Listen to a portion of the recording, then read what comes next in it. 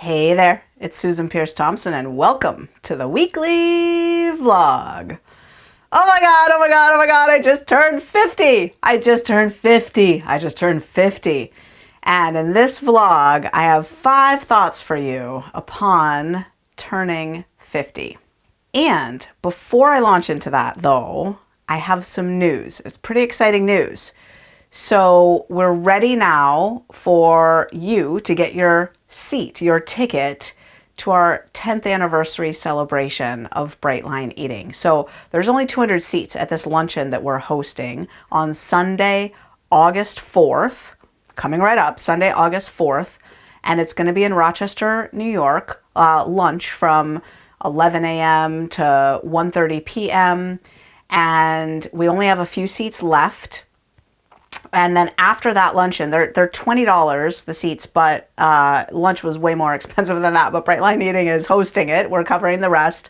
But we're expecting just a modest, something to save your seat. So it's $20 just so we know you'll be there because they're very limited, these seats. There's only 200 of them and there's not that many left. And then afterwards, from 2 to 4 p.m., there's a book signing at Barnes & Noble. Now, it's not the big one. It's one in Victor at Eastview Mall. From 2 to 4 p.m., there's a new Barnes & Noble in the mall, in Victor at Eastview Mall, across the way from J. Jill, right there at the main entrance. It's a sweet little Barnes & Noble, and I'll be there hosted by them, Barnes & Noble, signing books, and you can buy books there and get hugs, and it's just going to be a sweet time. So that is the event, and if the luncheon seats are already sold out by the time you get there, really consider, if you don't live too far away, joining us for the book signing at Barnes & Noble. Okay, now on to my 5 thoughts upon turning 50. So first of all, without a doubt, oh my gosh, my main thought is I am so excited and happy to be 50. I am really, truly so thrilled. I mean, I feel like I'm rushing at 50, wanting it, thrilled for it, not the least bit perturbed, like just so excited to be turning 50. And I think there's a few reasons for that. One is this book that I read more than once, actually, over the last couple of years, The Happiness Curve, Why Life Gets Better After 50 by Jonathan Rauch. So I can't recommend this book highly enough. For people at every age, it really explains the science of happiness across the lifespan. And it explains why people get happier after age 50. And his description of the psychology of it so matched my experience through my 40s. I was so dissatisfied, which is so weird because I had everything I'd ever wanted in life. I was experiencing more and more and more professional success. I mean, I started Bright Line Eating at 40, and all through my 40s, professionally, my life was getting amazing. And at the same time, always, I just found myself looking around going, is this it? And then feeling like such an ass, feeling like such a jerk, pardon my French, for saying that, like for thinking that, like just, oh, you're so ungrateful, Susan, your life is so good. And there was just this war going on. But honestly, my bias was to look around and go, really? Is this it? And now, at 50, I look around at the same circumstances and think, but this is so good. And the book explains the shift. It explains the difference. It has to do with expectations, basically. And that what happens it's kind of funny. By the time you're 50, your expectations have been unmet so much that you've just lowered them a lot. And now life keeps actually, in truth, in material reality, actually getting better. And so it keeps exceeding your expectations and you're just pleasantly surprised year over year. I've started to experience this over the last couple of years of just being really delighted when I look around at my life. So there's this other interesting psychological thing, which is I feel really young at 50. And I felt old turning 40. I mean, really, I had stabs of panic and dread and that sort of, oh no, so much of my life is gone. What do I have to show for it kind of feeling turning 40. I had a lot of that. I have none of that turning 50. And I think the difference is that my comparison group turning 40 was young adults. Those were the people that I considered to be my peers. And suddenly I was among the oldest of the young adults. And now, over these last 10 years, my comparison group has completely shifted. My comparison group is now older adults, and I'm among the youngest of them. So I feel so young. I feel like a spring chicken turning 50. I feel so young. So I just am so excited turning 50. I really do believe in my bones that the best is yet to come. And it's very heartening to read the research on, people in their 60s and 70s and 80s are just happier. I just can't wait. I'm so excited. I'm finally 50. It feels amazing. So that's my first takeaway. My second thought is, I think what's so great about being 50 is that I just know myself so well. So well. And I don't mean that to say that there's nothing left to learn, that I know everything. It's not a statement of cockiness. It's a statement of hard-won reality that at this point in my life, I know how I tick. I know myself well enough to be able to take good enough care of myself day in and day out that I don't feel lost. I don't feel like I'm floundering. When I'm off the beam, I know the things that it takes for me to get back on the beam.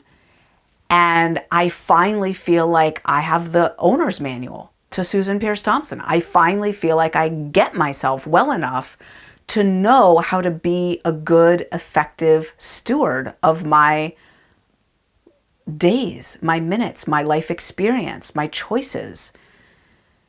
And that knowledge is so priceless that it keeps me from even remotely wishing for younger years. Like, I would not turn back the clock for anything, because what I know about myself and how I tick is so valuable. And 50 seems like kind of a choice age, right? Where I've got all of the benefit of that wisdom and experience and life experience and self-knowledge. And I'm still young enough to, have some zhuzh in my zhuzh to, have some fun with it still. So yeah, feels like a really, really sweet combination. Okay, that said, the other main thought turning 50 is, it feels like about the age that the warranty expires on the vehicle that I'm traveling in. This body is not what it used to be, and I'm experiencing all kinds of joint things, as I've shared about in the vlog. And yeah, like sometimes it's not so easy to sit down on the toilet and then get back up because my knees aren't the best anymore. These days I've been pretty joint, pain-free, sitting on the toilet and getting back up, thank God. But sometimes it hurts a little. And yeah, it feels like the commitment to taking care of my body has entered a whole new phase, right? I just don't get anything for free anymore. I'm not going to feel limber and agile and well unless I take really good care of myself. What I'm noticing for myself, though, is that being 50 is also coinciding with the highest level of willingness that I've ever had. Not willingness, ability, actual following through on taking care of myself to a level that I've never experienced before. I'm swimming 3 times a week, like I've talked about. I'm weightlifting with a trainer twice a week. I'm doing Egoscue exercises, not every morning, but most mornings. I'm doing shoulder exercises, not every night, but most nights. I'm eating immaculately, as you know, doing the things that are required for healthy functioning. And okay. Now I'm gonna share something with you. I've been thinking about sharing this for a long time. You ready? This is kind of big. I think you're gonna go crazy over this. And I just need to preface this by saying I get no money for saying this. I am not an affiliate of this company. I'm not associated with them. I'm telling you this for fun and for free. But I have found the best face cream ever. And Yeah, I'll show it to you in a second. I first found out about it maybe a year and a half ago. I was listening to a podcast by Harvard professor, I think his name is David Sinclair. It's a podcast called Lifespan, and it's really, really good. It's just a few episodes, and it's all about the science of longevity and sort of biohacking longevity. And he's got an episode there on the external body and the skin, the hair, the nails, that kind of thing. And he talked about in this podcast, well, first of all through it, he's talking about the science of aging and how it really comes from cells becoming senescent cells, meaning they're kind of like zombie cells. They've lost their identity of what they're supposed to do in the body. Like they should be a heart cell or a skin cell. But because their genetic code has unraveled, they don't know that anymore. And so they're just going, like floating around in this tissue without acting like they should act as a heart cell or a skin cell, and mucking up the place and really ruining the functionality of that organ or that tissue or that joint or whatever.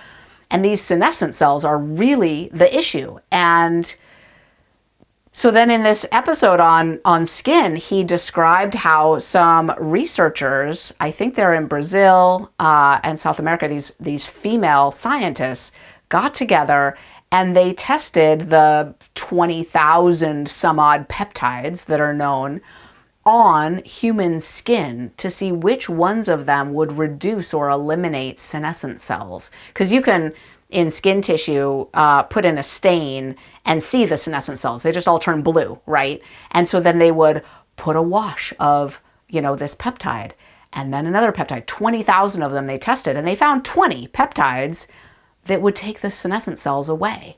And they put them into this amazing skin cream, and it's called OneSkin. And I've been using this stuff now religiously. And I am not kidding. I am aging in reverse. My face is noticeably younger than it was a year ago. And my skin is plumper and thicker and less wrinkly. My neck is less crepey. And I just got to say, even though I do feel like the expiry date is up on a lot of my organs and systems, I feel pretty good having this face cream in my pocket. Now, I'm actually holding up the eye cream because here's another little trick I've found. They put 4 times the dose of those peptides in the eye cream versus the face cream. So I use the eye cream on my whole face, my whole neck, my upper arms, my upper chest, those areas that get really crepey and aging looking. So I'm using this eye cream all over, and I love it. I never used to be someone who used lotion anywhere. Like I just didn't like the feeling of it, but they found a really good lotion. So I'm using it for face cream every day, every night. It's incredible. Anyway, so yeah, again, I don't get any money for saying that, but I know some of you are already pausing this vlog to go order it. Okay, so where am I at? I've given you my 3 thoughts. I've got 2 more thoughts to round out this vlog. Okay. My 4th thought is that I'm noticing that family and savoring time with my family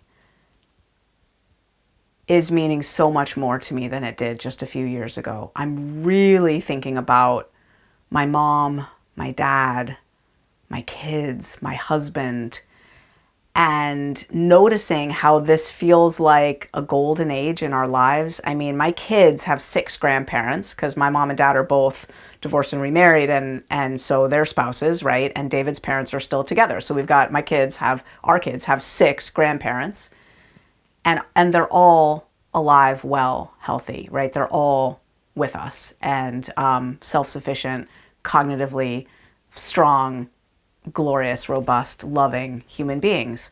And that's not going to be true forever, right? They're all in their 70s. My dad's in his 80s. And so I'm really savoring my time. My dad and his wife just moved to the Rochester, New York area to be with us about a year ago. And that feels amazing. And yeah, I'm just savoring time with my kids, looking at them, feeling like I just don't have much more time with them. savoring time with my husband, appreciating him so much, just so much love and appreciation for my family. Just really, really looking at the moments that I spend with them as so precious. We just don't have much time left together. And that's a new orientation for me. I didn't have that 5 years ago, 10 years ago. I really didn't. And then my final thought about turning 50 is it feels to me like I've shifted into an era of my own life where service is the game. Like that's it. It's the end game. It's the cherry on top. It's the goal. It's the perspective. It's what matters. I've done everything that I wanted to do in life. Really, I have. I ran the marathon. I got the PhD. I got tenure. Blah blah blah. Whatever. Right? Like life is good. I am blessed. I am overpaid. I am abundantly, copiously blessed. And all I want to do now is give back. Give back. Have positive impact. And in small ways, little ways, just help people. Just be there for them when they're suffering. Just keep myself balanced, sane, grounded, well, so that all day, every day, I can wake up, say, checking in for duty. Universe, I'm here for you. What you got for me? How can I be of service? And then just be there for others. Mentorship, helping, contributing, philanthropy, time giving to others. It's just what fills me up. It's just what I want to be doing. And again, not an orientation I had 5-10 years ago. I was looking around going, is this it? Where's mine? I want a little more. That's what I was thinking. God bless me. But it's true. That's where I was at. And now it's not what I'm thinking. It's not what I'm thinking at all. So, yeah. I just turned 50 years old. It was lovely. I had a big party. And I just couldn't feel more excited. I couldn't feel more excited. I don't know that I've ever felt this excited for a birthday, to be honest. So thank you for listening to my 5 thoughts upon turning 50 years old. That's the weekly vlog. I'll see you next week.